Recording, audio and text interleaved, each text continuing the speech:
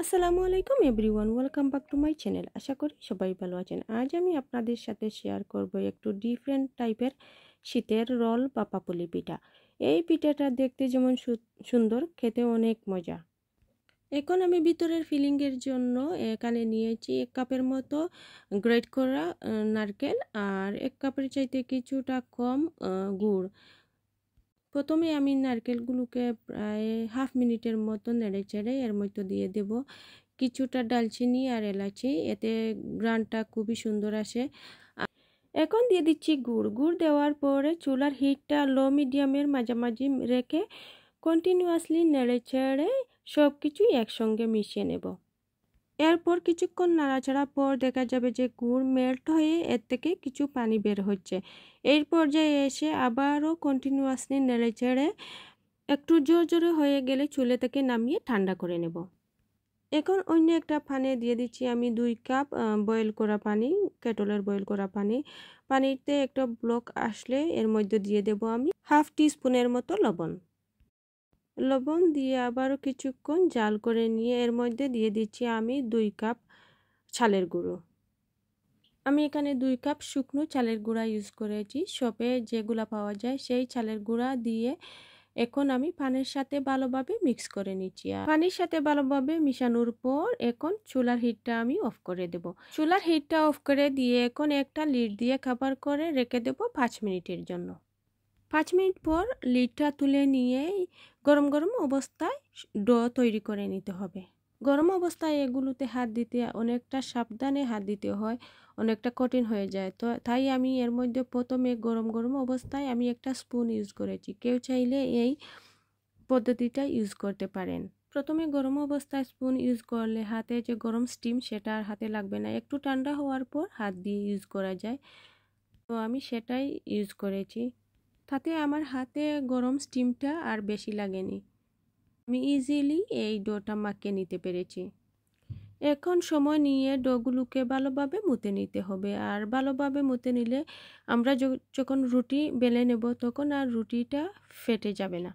অনেকক্ষণ মতে নেওয়ার পর আমার ডোটা রেডি হয়ে গেছে। খুবই সুন্দর একটা ডো আমার রেডি হয়েছে।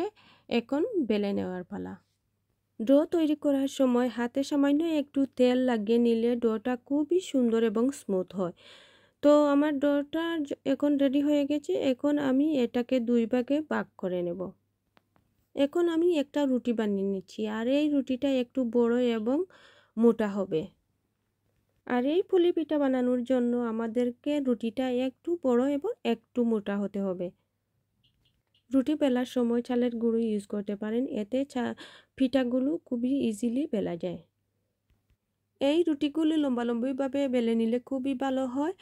তো আমি আমার রুটিটা ট্রাই করেছি একটু লম্বালম্বিভাবে বেলে নেওয়ার, আর থিকনেসটাও দেখে দিচ্ছি কিভাবে কতটুকু থিক রেখেছি। এখন পিঠার উপরে আমি দিয়ে দিচ্ছি আগে থেকে রেডি করা নারকেলের ফিলিংটা। নারকেলগুলো ভালোভাবে ছড়িয়ে দেওয়ার পর এখন রুটির চারপাশ আমি কেটে নিচ্ছি। এতে করে আমরা যখন রুটিটা রোল করব তখন খুবই সুন্দর একটা শেপ আসবে।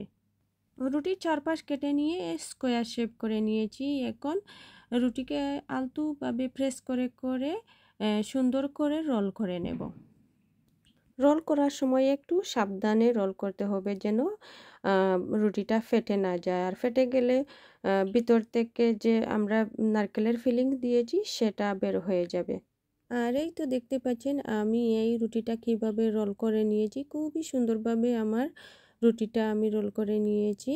এখন আমি একটা স্টিমারে এই পাপাপুলির রোলগুলা স্টিম করে নেব। প্রথমে আমি একটা পাতিলের মধ্যে কিছু গরম পানি নিয়ে তারপর এর মধ্যে আমি স্টিমারটা বসিয়ে দিয়েছি। এখন একটা লিড দিয়ে খাবার করে রেখে দেব প্রায় 16-17 মিনিটের মতো। আর এটা আসলে সিদ্ধ হতে এত বেশি সময় লাগে না, আমার এই সময়টুকু লেগেছে। প্রায় 17 মিনিট পর আমি চুলার আগুনটা অফ করে চুলা থেকে নামিয়ে নিয়েছি। চুলা থেকে নামানোর পর রুটিগুলো পুরোপুরি ঠান্ডা হয়ে গেলে আমি এগুলো কেটে নিচ্ছি। এই রুটিগুলো গরম অবস্থায় কাটা যাবে না, একেবারে ঠান্ডা অবস্থায় কেটে নিতে হবে।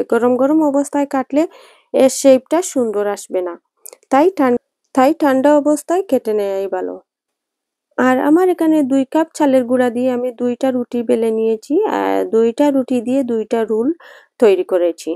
আর এই তো দেখতে পাচ্ছেন কাটার পর এই রোলটা কি সুন্দর একটা শেপ এসেছে। কি যে সুন্দর লাগছে, আসলে কাটার পর এর আসল সৌন্দর্যটা ফুটে উঠেছে।